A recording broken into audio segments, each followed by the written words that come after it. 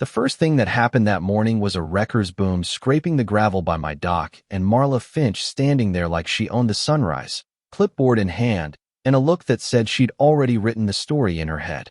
She pointed at my old aluminum skiff and said, "You have 20 minutes to move it or we tow."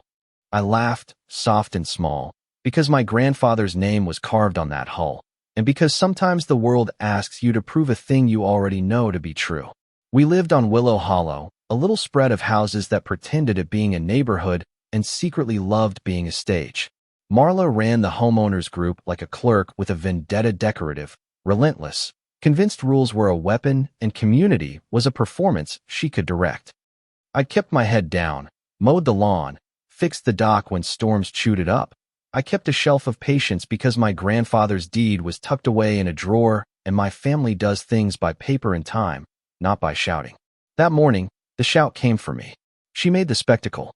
Neighbors gathered, some curious, some eager to watch a private life become public entertainment, and Marla read the fine print off her clipboard with the kind of relish people save for bad gossip. "This is community property," she announced. "No private docks." She looked at me and smiled, the kind of smile that expects you to fold. I walked up, put my hand on the skiff's gunwale, and said, plain, "My family owns this shoreline. Always has." The tow driver rubbed his jaw. The crowd tilted, like a school of fish sensing a current. What followed was what slow-burning fights are made of, small, petty things that add up. Notices stapled to my door, fines for unauthorized structures, a notice about safety violations on my dock, someone calling the sheriff at noon to file a complaint about a boat that had sat in the same spot for 30 years. Marla started handing out roles to neighbors like a director casting a play. Volunteer inspectors, CCTV watchers, the Neighborhood Whisper Network.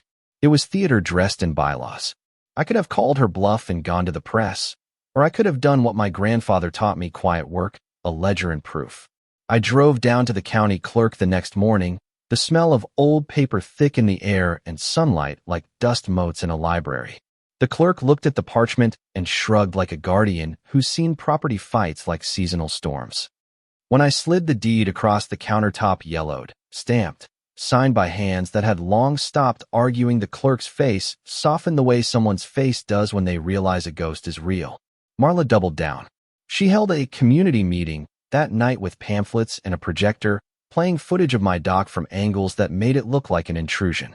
She used neighbors' faces to back her claims, called me belligerent when I showed up with a copy of the deed in my jacket, and suggested with the kind of casual cruelty that leaves marks that anyone who sided with me was siding with disorder. "We are protecting the community fabric," she announced. "We're protecting what we built together." It was a phrase that sounds noble until you remember whose hands built the dock in the first place. The turning point came not with shouting, but with a map. There's an old surveyor's note, the kind of thing people toss in boxes and forget, that referenced exclusive water rights to the Mercer parcel, dated back before most of the lawns were even planted. My lawyer, Maya Cole, put it together like a puzzle. She's sharp and patient and hates being told something is impossible. We talked in her office late into a Tuesday, the two of us threading the past into a present that would stand up in a courtroom. "You want drama?" she said. "We don't need drama. We need documents." So we did it by the book. We filed certified copies. We sent formal letters. We kept track of every exchange. Marla sent flyers that made me look like an outlaw. I sent legal notices that made her flinch.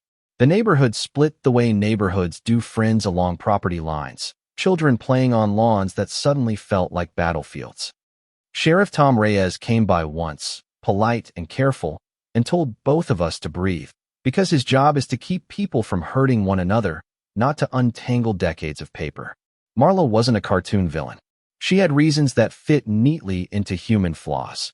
A childhood in a town where control felt like safety, a life built on being the person who knows the rules, and the kind of insecurity that makes a mandate into a crusade.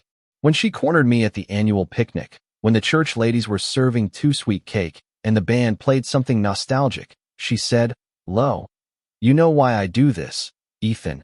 And then she called me Ethan, finally, as if she'd remembered my name was a detail she'd been ignoring. "This place needs order," I said. "Order isn't the same as ownership, Marla. Sometimes order is just someone's idea of how they want other people to live."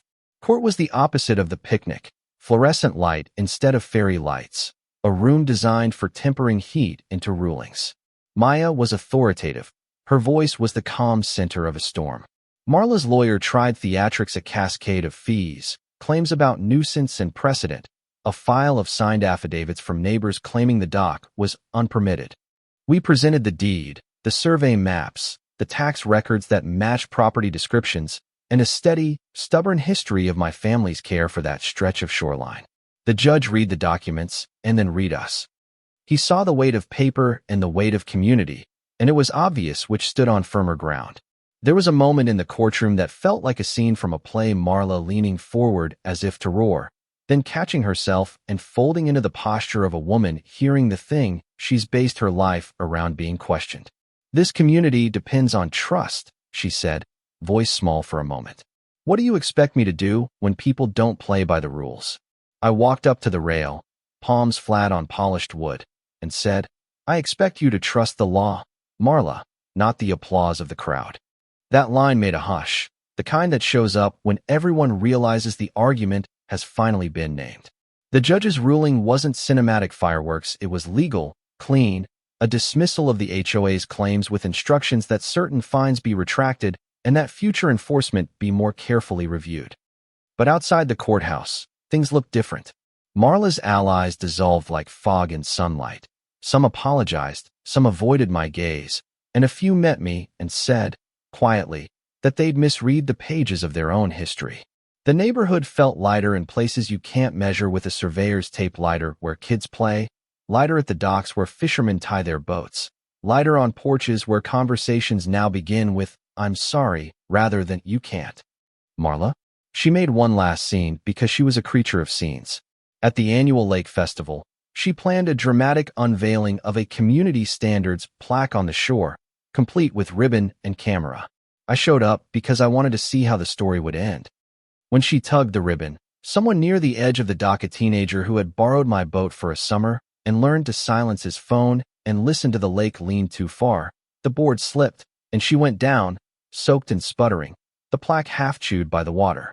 The crowd gasped, then laughed, not cruel but relieved, because sometimes a fall into the lake is a comic punctuation to a long argument. She stood there dripping, face red, and for a second I saw that embarrassed, human thing under the persona, a person who'd overinvested in being right. We could have held a victory party or a eulogy for Marla's reputation, and some people did both in the same afternoon. But the most lasting change was quieter.